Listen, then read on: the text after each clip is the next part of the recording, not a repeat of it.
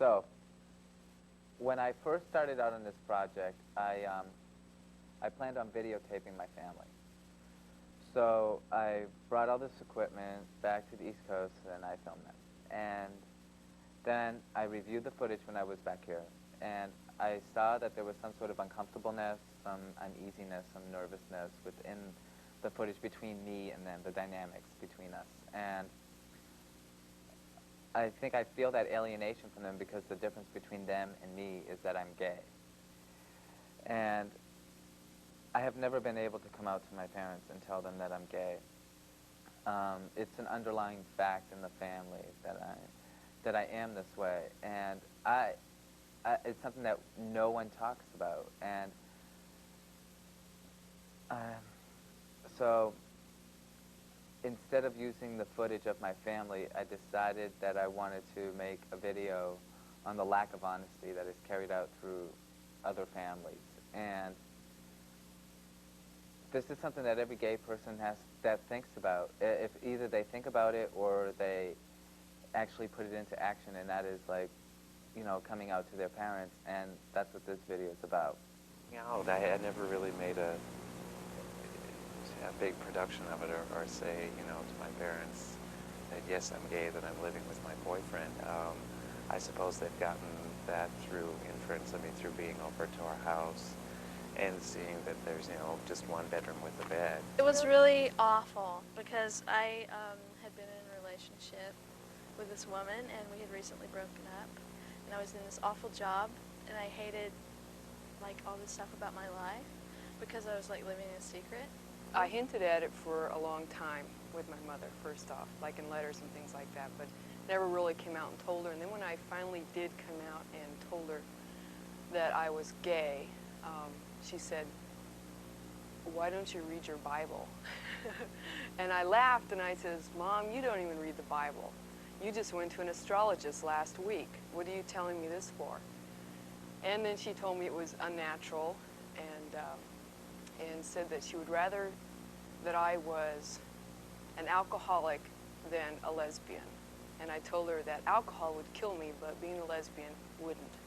It was during Easter dinner, and I think it was in 1984.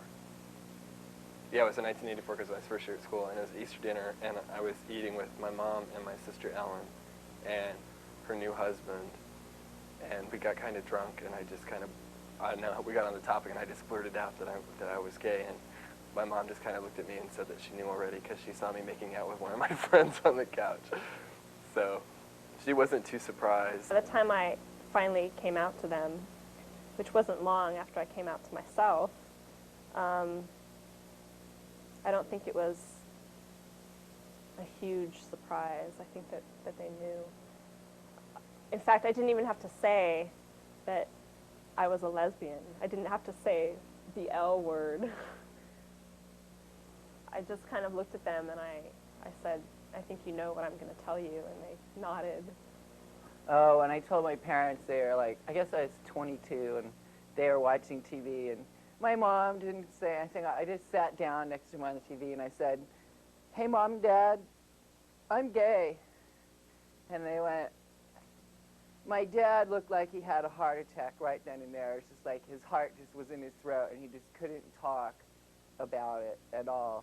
And like, he really doesn't talk to me about it at all. You know, it's probably been 12 years now, and he doesn't even, you know, bring it up at all. And my mom didn't care. She just went right on watching her TV program. She's like, I guess it didn't make any difference to her, or maybe she didn't know what I said. He's a therapist, so I thought he could probably deal with it, but I also thought I'd be like, well, Dad, I'm like thinking about alternative sexuality, you know, and I didn't want to do that trip with him, you know, so I thought I'd just have to tell him when I knew for sure. So the plan was that when I got to where I was going, and I was just going to go dancing somewhere, I would give his answering service a call and tell them, and then he would pick us up wherever we were at 11:15. And I took a friend down with me who wasn't gay, but who was really supportive. So we go, and I'm dancing up a storm. I mean, I was having such a good time. We watched this bouncer for a long time. She had a really deep voice. I mean, she was really, you know, hot. But Anyway, so I go down at like 5 after 11. He's supposed to be there at 11:15, and I'm going to get my coat, and I look over, and my dad is in the bar talking to the bouncer. I thought I was gonna die. I was like, oh my God, Dad, hi, just wait outside. We'll be right out, just wait outside. And so I run upstairs, and I'm like, Michelle, my dad was just in here. And she starts laughing, and I just want to punch her because I'm dying. I mean, what am I going to say to him? So we go outside, and we get in the car, and I don't know if you've had this experience, but it's like you're sitting in the back seat, and your dad's talking to you in the rear view mirror. And I mean, that just drives me crazy. I always feel like I'm being analyzed or something. So anyway, we sit in the car, and I'm like, hey, Dad, how was the music? And he said, well, it was fine, but Jenny, that was kind of strange. I'm like, oh, yeah, well, we just ended up there. And he said, well, I walked in, and this woman stopped me at the door, and she said to me, excuse me, sir, do you know that this is a lesbian bar? My dad said no. And then she said, this is a bar for women who love women and want to be with them.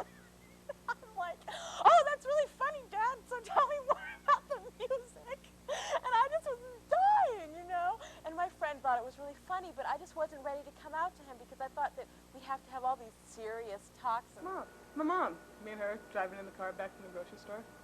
Mom, I like girls. Actually, I call her Mommy. Mommy, I like girls. And she said, your father and I have probably known this for at least a year. I mean, they knew before I did. I wish they would have talked to me about it first, but they didn't. I mean, it would have been so much easier if they said, Donna, your father and I know about you, and it's okay, you don't have to be afraid to tell us. I wasn't really that scared. I said I think it'd be easier if I didn't have any brothers and sisters to come out to my parents, because if I tell my parents, my brothers are going to find out, and I feel like they're going to freak out more than my parents will. I had told my mother that, that I was going to Gay Men's Rap Group, that I was involved with the Lesbian Gay Film Festival, that I was actively involved with the LGRC, and somehow she couldn't put, one and one and one and one and one together and get, whatever it adds up to. Because, she had to be told that I was gay, It's like I had told her point blank, I go to this, it's like, sorry, it's like, did not add up for her, and she had to be told, which was quite a shock to me, because I thought, she was just going on as normal. I said, oh, okay, my son's gay, no big deal, but, boy, was I wrong. So, but, she managed, and they're, I don't know, they're all right. I thought I'd give enough clues, or through high school and through early college, just the way I dressed, I thought would give it away, but they had to be told.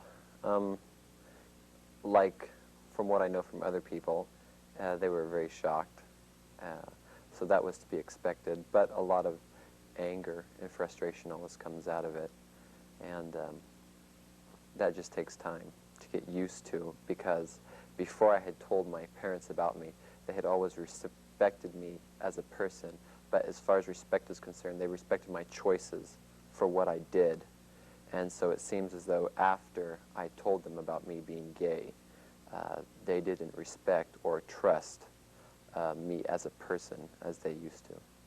The next day, my mother took me to the train station and asked me once again if I was gay. I told her yes, I was. And she told me that that meant that I was disowned from the family. They wouldn't support a gay lifestyle, either emotionally or financially. So I took the train back to Eugene. I was living in a co-op, so I didn't need much money, and my friends who also lived there helped me out with food and things. Well, a month later, I got a letter from my father telling me that my mother was basically dying in the hospital from colonitis with hemorrhaging complications, and he said that all of the family was coming to see her. So I got to Portland. He picked me up, and we went to see my mother at the hospital. She was sitting up in bed, completely coherent and seemingly very healthy, and I realized that for some reason he had pretty much lied to me to get me up there. We drove home from the hospital, and he sat me down in the kitchen, took my crutches away and put them in the other room, and started laying in on me with questions about my lifestyle.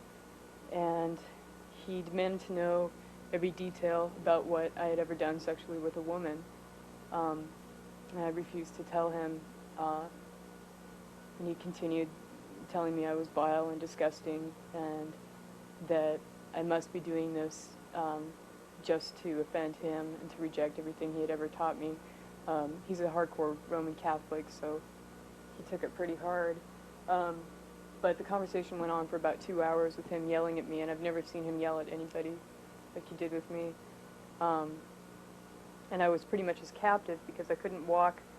I didn't have my crutches. He did that on purpose. Eventually he gave my crutches to me, and it was kind of late at night by then. The next day he drove me to the train station. I took the train back to Eugene, and it was months before I heard from them again. But when I did, they told me that they would pay for me to go back to school if I agreed to 3 things. 1, that I didn't engage in any homosexual activity.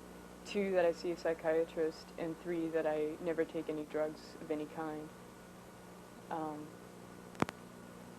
And I, because I wanted to go to school, agreed to those things, knowing that I wouldn't stick to them at all, and I didn't stick to any of them, actually. And since that time, it's 3 years later, and now they just ignore the subject completely. I'm part of the family still in a really limited capacity. But the saddest thing, one of the saddest things is that no one in my family will hug or kiss me like they used to, and I know it's because they think that they'll get AIDS if they do.